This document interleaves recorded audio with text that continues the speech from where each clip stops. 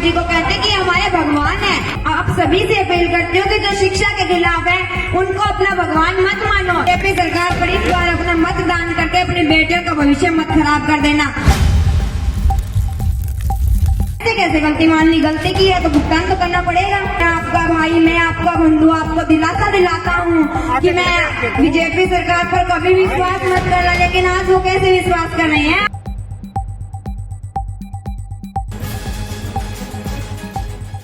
बिरादरी थी, सभी प्रकार के जाति के लोग वहाँ थे, लेकिन उन्होंने किसी की नहीं सुनी। उन्होंने अपने कार्यकर्ताओं और अपने लोगों से बात की है। उन्होंने अपने वोटों की अपनी दाल रोटी सेकने की वो प्रयास कर रहे हैं। वो हमारे शिक्षा के बारे में नहीं सोच रहे। मैं अपील करती हूँ कि आप सभी से अपील करती हूँ कि जो शिक्षा के खिलाफ है उनको अपना भगवान मत मानो। जो कुलदीप बिश्नोई जी को अपना भगवान मानते, अपना पूजा मानते हैं, मैं उन लोगों को मूर्ख कहती हूँ कि वो कुलदीप बिश्नोई जी को कहते हैं कि हमारे भगवान है।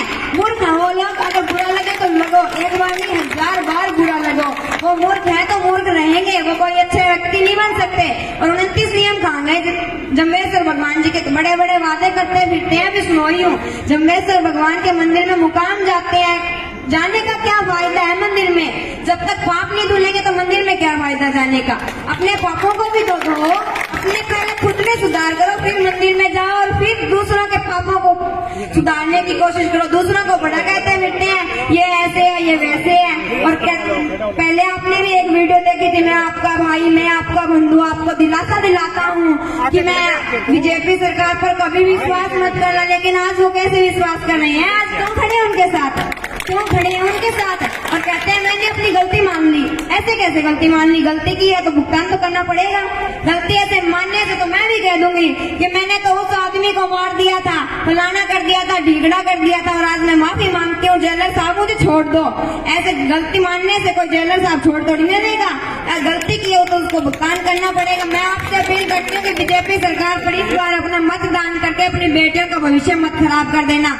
प्लीज आपसे हाथ जोड़कर रिक्वेस्ट है कि अपनी बेटियों का भविष्य मत बर्बाद कर देना। अगर आपने बीजेपी सरकार को इस बार वोट डाल दिया ना तो आपकी बेटियों की लाइफ बर्बाद हो जाएगी। अपनी बेटियों को अगर आप बनाना चाहते हो, अपनी बेटियों का भविष्य देखना, भारत देश का भविष्य देखना चाहते हो तो भाजपा सरकार पर अपना मत डालकर अपना आपके पास हथियार है वोट, और वोट आप अगर गलत डाल दिया तो आप अपनी बेटियों का भविष्य खराब कर दोगे। अपनी बेटियों का भविष्य बचाना चाहते हो तो कांग्रेस पार्टी को भी चुन सकते हो, क्योंकि हुड्डा सरकार जी का पहले बहुत विकास हुआ। इन्होंने बहुत सारे कॉलेज बनवाए हैं, बुढ़ापा पेंशन भी बढ़वाई है इन्होंने, बहुत सारे इनके वो काम किए हुए हैं। उनको पीछे वाले कामों को भी याद करो और आगे भी बहुत विकास करेंगे। दीपेंद्र जी का मैं धन्यवाद करती हूँ कि उन्होंने कहा कि हम लोकसभा नहीं चलने देंगे अगर स्कूल में शिक्षक नहीं आए, स्कूल नहीं खुले। तो मैं आप उनसे भी बहुत सारी उम्मीद है मेरे गाँव को कि वो उनकी सरकार बनते ही हमारे सबसे पहले स्कूल खुलेंगे और आप सभी बेटियों की, सभी बेटों की भी भविष्य बन जाएगी। बेटों के जितना प्यार दो बेटियों को